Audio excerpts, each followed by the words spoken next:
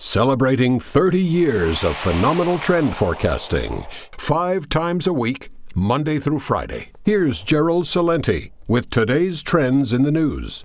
Hi, this is Gerald Celente. It's Wednesday, May 25th, 2016, and here are some of today's trends in the news. On the market fronts, over there in Asia to here in the States, from Nikkei to NASDAQ, everything up. Except Shanghai down a little bit, and so is gold. But otherwise, it's an up day. And on the oil front, it's up too. You know why? Well, the U.S. Energy Information said crude inventories fell 4.2 million barrels in the week to May 20th.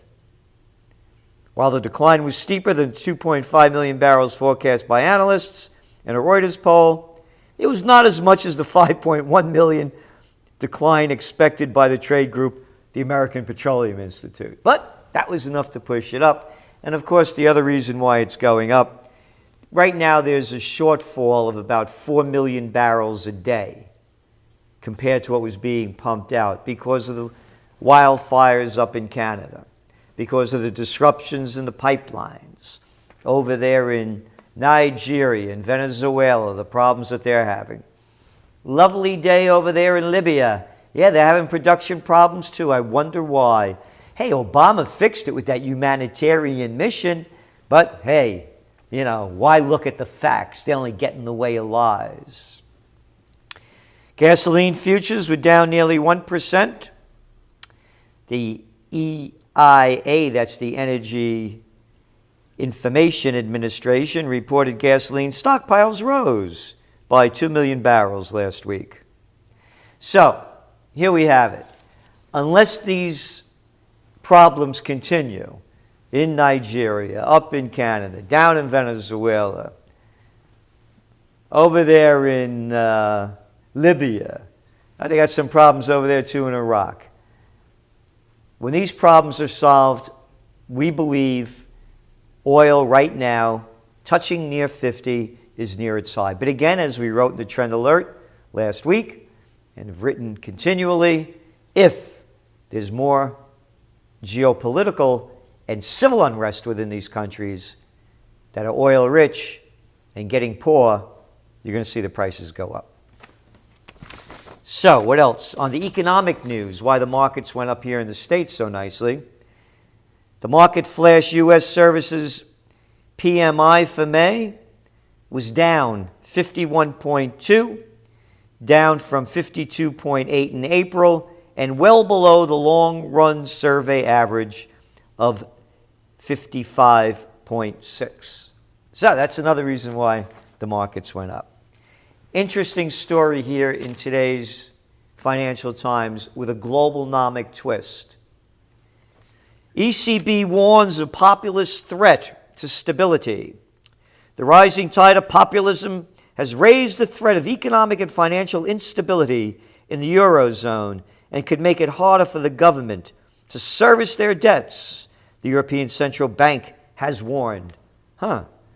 Yeah, everything's going along just fine now. Could you imagine if they broke away from the ECB? It would turn into a disaster. Right now, it's almost perfect.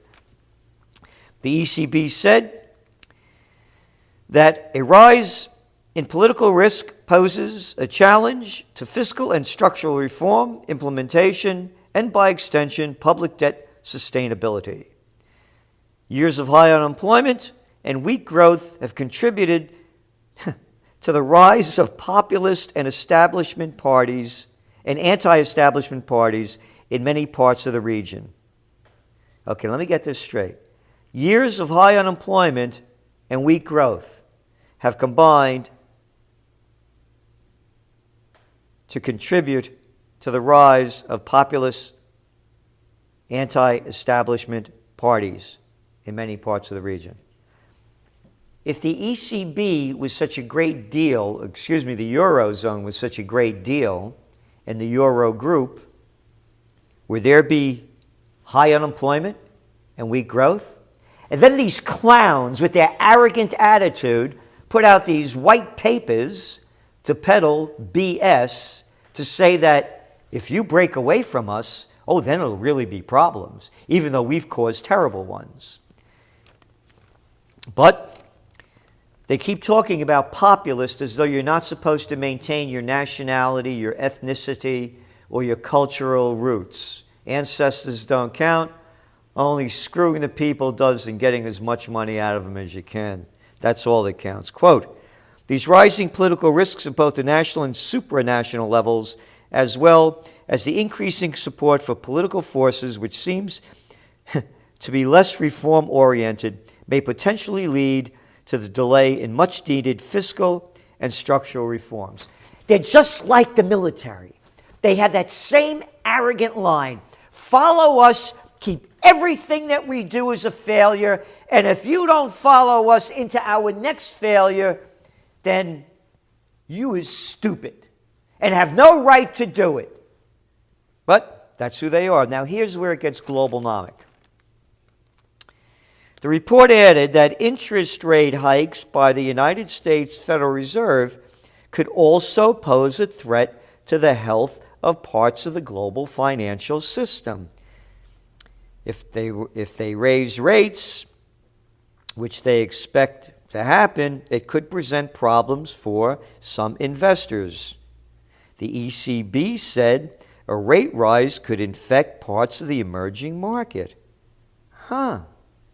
Boy, I guess we've been saying that for some time now, haven't we? And here you go. Today's Wall Street Journal. Rising dollar shakes up markets. The Wall Street Journal dollar index is up 3.2 this month, reflecting rising expectations that the Federal Reserve will raise short-term interest rates when they meet in June. The MSCI Emerging Market Index is slumped 6.2% this month, putting the index into negative territory for the year. Now check this out. The Colombian peso, it weakened 6.8% against the dollar this year.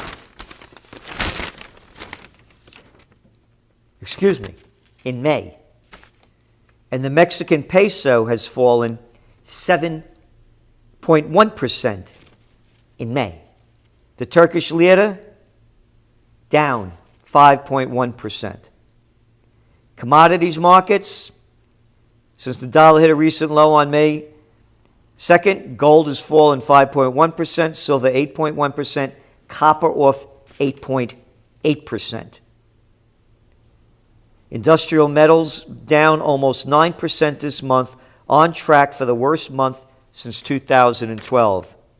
In more developed nations, major stock indexes across Europe and Asia are lower this year, with Germany down 6.4%, Japan down 13%, and China down 20%. Investors pulled $1.6 billion from funds that invest in emerging market stocks. Okay? I've gone over this virtually every other day. They raise interest rates in the States. You can see the implications globally. The emerging markets are going to submerge deeply because they have all this debt that they acquired through quantitative easing, zero interest rate policy when the dollar was cheap. They have to pay it back in dollars as their currencies are declining. So, there you have it. The markets, to me, this is a rally to me that has no legs to it, but a lot of lies and a lot of gambling. There's nothing to support it, considering that corporate earnings are down in the first quarter 7% for the fourth consecutive down quarter. Hey, it's a buying opportunity. On to some other news. Chinese firms keen on U.S. property. That's right. All that money they're pulling out of China. Remember our Trends Journal story 2 years ago. China boomtowns. They're buying up as America goes to war, squanders our dough, $1 trillion on fighting wars, $7 trillion Afghan, Iraq added up, plus all the costs for the wounded veterans, medical costs, etc. We don't spend it on building, we spend it on destroying. Commercial property sales have slowed in the U.S. this year, as we've been talking about, but Chinese investors are continuing to plow money into the market.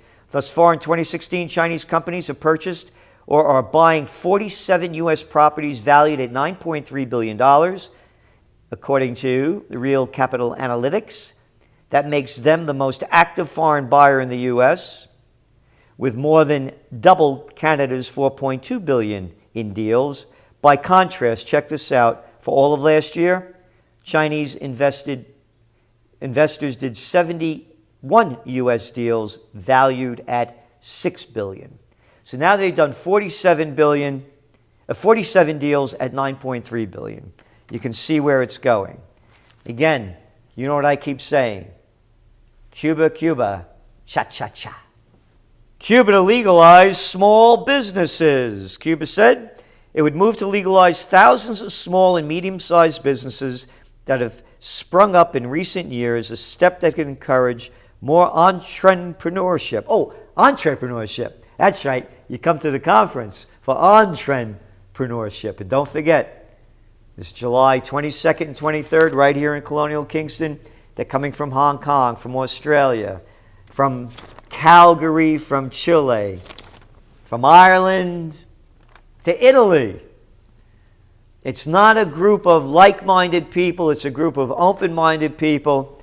Conferences, and I've been to many of them over my lifetime, nothing like this. The energy, the synergy, the intelligence, the passion, and the openness of the people that will be here. We'll have a great time, too. We have, me, like to boogie before the lights go out. Great food. We'll have the conferences in the beautiful 1774 Academy. So, anyway, going back to more entrepreneurship in the hemisphere's lone communist country. Oh, by the way, we're selling out quickly, so please try to make it here. We'd love to meet you. Bets against Australia's bank rise. Hedge funds looking for the next housing bubble think they've found it in Australia, and they're wagering more than $6 billion that the country's banks will feel the pain. We will see. Raid on Google's Paris offices raises stakes in tax battles with U.S. tech. European authorities attempt to crack down on the use of complex tax avoidance schemes by U.S. and other multinational companies to shift profits to low tax jurisdictions. What a ripoff this is. They screw us for every penny, while the big guys get a free ride. They'll pay some penalties, and they'll just keep it going. Hey, remember yesterday I was talking about Obama's speech over there in Vietnam? How he said how sacred a country's sovereignty is, and that big countries shouldn't bully little ones? Those are his words, not mine. Yeah. Although the United States, of course, bullied them and keeps bullying other countries, with our bully-in-chief doing the bullying. But he was also there not only to get rid of that arms embargo so the United States could sell them more weapons, but to push that Trans-Pacific Partnership.